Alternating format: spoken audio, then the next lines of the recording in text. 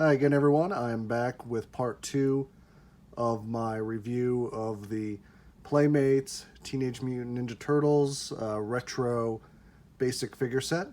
This was released July 2020 as a San Diego Comic Con exclusive. Obviously, without the Comic Con, these were available online and through other retail sources. But the first video, we took a look at the four turtles that were part of the basic set that came out in 1988. These are the other two remaining figures, Shredder and Splinter, that were part of that 1988 series.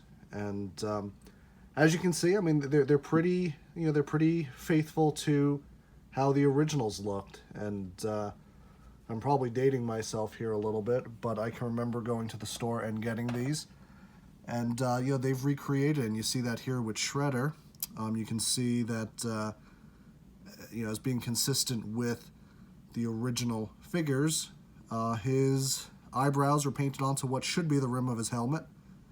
The body is still the same. Underneath the outfit there, the legs are bent to help get him into the packaging that was available at that time. Similar to the original releases, your weapons come in a figure rack that you would have to break off, and obviously they're all the same color. There's not a ton of detail there in terms of coloring and design, but again, for 32 years ago, that was a pretty big deal. There's not much in the way that has changed for Shredder. Obviously, with these figures, one of the big deals about is that it recreates the soft or squishy heads that were part of the first set that came out. Playmates later changed that to a more solid plastic that more closely resembled the rest of the body of the figures. And so, for some of you who didn't have those original figures, there's going to be some changes here, and it's going to look a little different. Obviously, you see it more so with Shredder here, with Splinter here, in terms of him having a soft plastic head. Assuming that this is similar to the original, it almost has more of kind of a, for lack of a better term, like a squeaky toy kind of feel to it. You could push it in, and it would bounce back. So with that, you see that here with Splinter, and similar to the originals, or at least as far as I remember, there's a little bit of difference between, obviously, the color of the head and the color of the rest of the body, just because, the materials are different, and that's a hard matchup to do. Not as prominent here on Splinter or Shredder, but definitely something to be mindful of if you're looking at the turtles themselves. Again, if I remember correctly, that is similar to how they were, which was one of the side benefits of switching to the harder plastic, was that you had more of a match in terms of the coloring. You'll notice with these figures as well, the paint on the plastic, or the softer plastic, is more of a matte painting. So that is a little different from the rest of the body, which does have a little bit more of a gloss finish depending on where you're looking. The turtles' shells obviously have more of a matte look, but overall, I mean, it's a really solid set. It uses the same bodies that were used from the GameStop release several months ago, and the back, you have what looks very similar. The top is very similar to how the original packaging was, with the origin story, as they had to introduce everyone, to who the turtles were. It does have a similar feel to it. Obviously, there are some differences.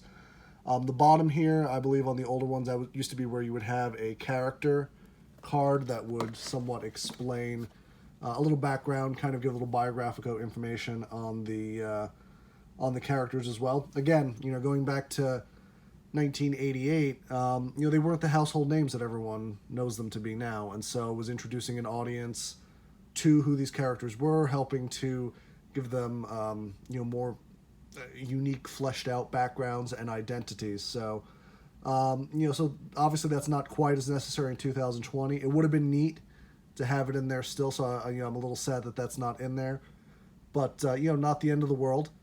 And so, really, part of the question might be, is this worth a rebuy if you already have the GameStop figures? That really depends on how big of a fan you are of the Turtles. If you don't really care too much about what the material the heads are made out of, it probably won't matter to you.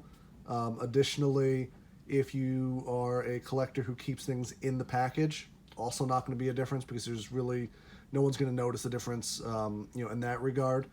Obviously, one of the big differences is the packaging. The packaging is a little more retro style, has a little more pop to it than the GameStop package, which just came in a very basic, basic clear package, weapons in hand, all of that kind of stuff. So, it might not necessarily be worth the investment to you if it's not something that you care about.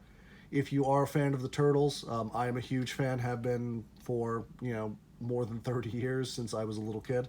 It's kind of neat to have that. And, as we showed in the other video, they come in the Turtle Van packaging, which is pretty neat. Pretty cool way to display those if you decide to go that route. So, for me, this was, a fun buy.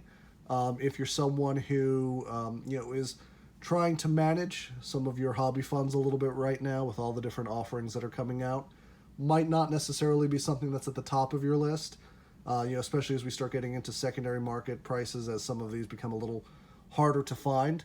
But definitely if you could find one at a good price, I think it's a great pickup. And, if nothing else, just for the retro styling and, the box and a fun way to display them. So if you have any questions, certainly hit me up in the comments.